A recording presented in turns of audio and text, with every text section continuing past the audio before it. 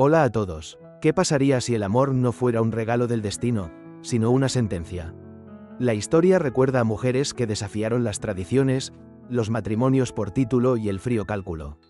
Ellas eligieron el amor. No el estatus, no el dinero, no las alianzas políticas. Solo el corazón. Pero en un mundo donde los sentimientos son vistos como una debilidad, esa elección suele terminar en tragedia. Hoy conocerás las historias de 3 mujeres que se atrevieron a decir sí a sus sentimientos. Y pagaron un precio demasiado alto por ello. Cuando la joven Isabel de Baviera, la famosa Sisi, llegó a Viena, era solo una chica de 16 años con una corona de flores silvestres en el cabello y sueños de libertad. No sabía que acababa de entrar en la jaula más cruel, brillante, adornada con joyas, pero una jaula al fin. Francisco José, emperador de Austria-Hungría, debía casarse con su hermana mayor, igual de noble como predecible. Pero cuando vio a Sisi, el mundo a su alrededor desapareció. Fue amor a primera vista. Insistió en el matrimonio, pese a las protestas de su madre, la severa archiduquesa Sofía, quien odió a su futura nuera desde el primer instante por su espíritu libre. La boda fue deslumbrante, majestuosa. Parecía el inicio de un cuento de hadas. Pero la realidad estaba lejos del sueño. En palacio le arrebataron los hijos a Sisi. Sofía los criaba. Controlaba todo, hasta el menú de la emperatriz y el color de su vestido. ¿Y Francisco? Adoraba a su esposa, pero era débil ante su madre y el sistema. Sisi se quedó sola, prisionera del lujo, separada de sus hijos, sin voz. Huyó, en viajes, en poesía, en soledad. Su mundo interior se volvió cada vez más extraño. Se negaba a comer, vestía de negro, escribía versos enigmáticos y aprendía esgrima en secreto. En su alma crecía un dolor imposible de calmar. Pero fue en el exilio de sí misma donde encontró a quien le devolvió el sentido de la vida, el conde húngaro Andrássy. Era directo, apasionado y no obedecía las reglas imperiales.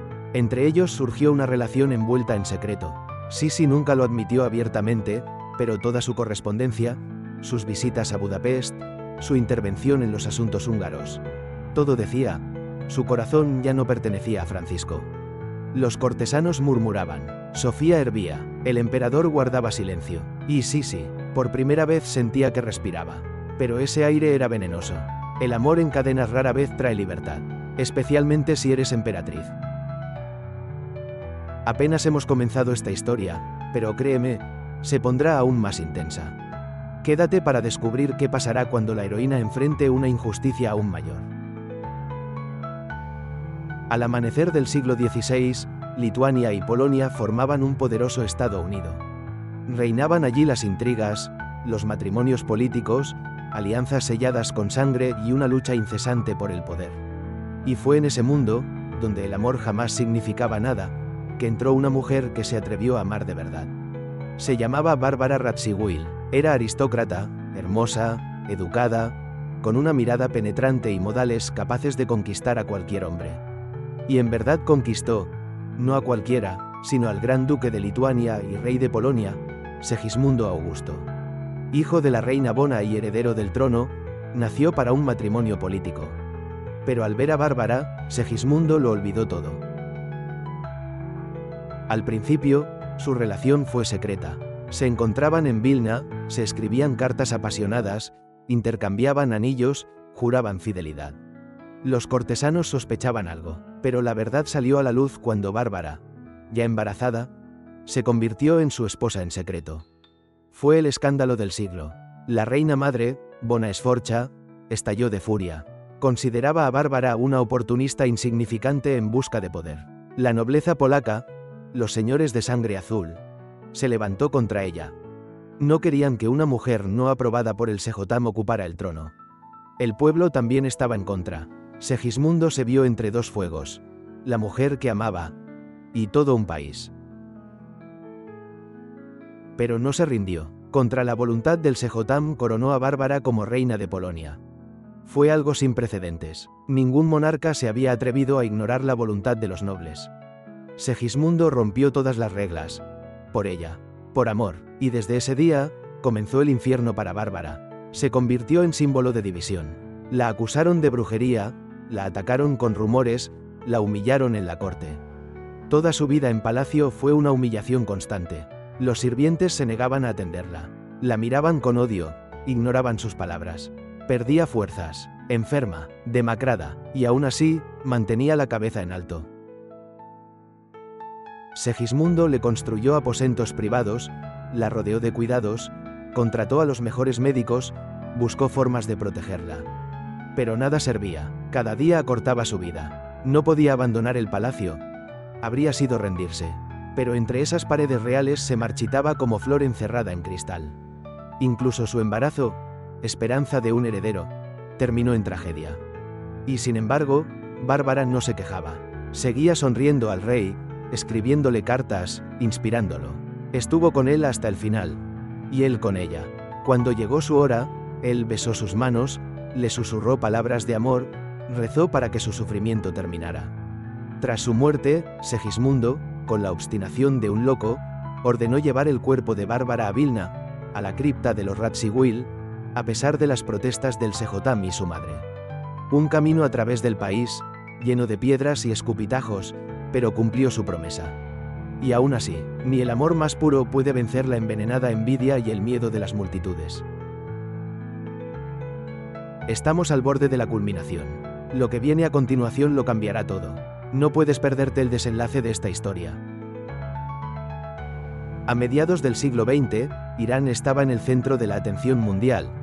Petróleo, reformas, ambiciones occidentales del Shah y una mujer increíblemente hermosa llamada Soraya Esfandiyari Bakhtiari. Medio iraní, medio alemana, criada en Europa, no era una princesa oriental típica. Era un viento de libertad, con ojos brillantes, modales refinados y un espíritu indomable. Cuando el Shah Mohammad Reza Pahlavi la vio en una recepción en Londres, supo, era el destino.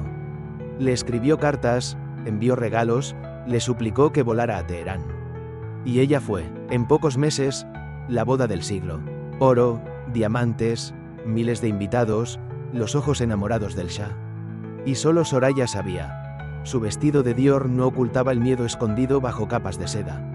Soraya realmente amaba a su esposo, pero el matrimonio con el Shah no era una unión de almas, sino un contrato para continuar la dinastía. Y ella no podía tener hijos. En silencio, sin escándalos ni acusaciones, simplemente no podía. Y cada año era más doloroso. El Shah al principio no quería hablar del tema. Defendía a Soraya, rechazaba la idea de un segundo matrimonio, llevaba su retrato consigo. Pero la presión era constante.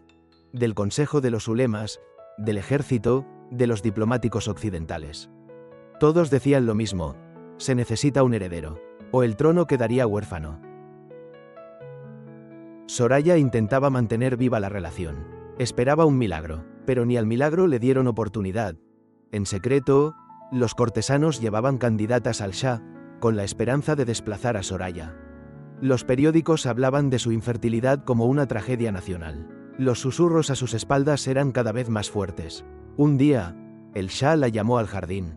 Paseaban entre las rosas, como aquella primera noche tras la boda. Él se detuvo, le tomó la mano y dijo: «Nunca dejaré de amarte. Pero debo pensar en el país».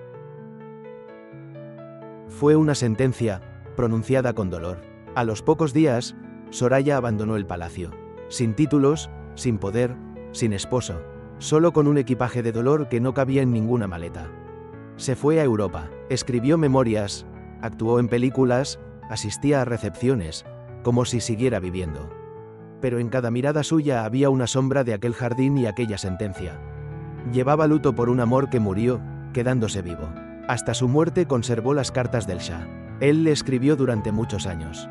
Nunca volvió a casarse, y en cada línea de sus palabras había algo que no podía decirse en voz alta: «Todavía te amo». El amor no siempre es una recompensa. A veces, es una prueba. Y otras, una tragedia. Estas mujeres eligieron el amor, cuando de ellas se esperaba obediencia. Y su elección fue un desafío al sistema, a la sociedad, a las tradiciones. Pagaron por ello, con la vida, no con un sueño, ni con comodidad, ni con estatus, con la vida. Gracias por llegar hasta el final.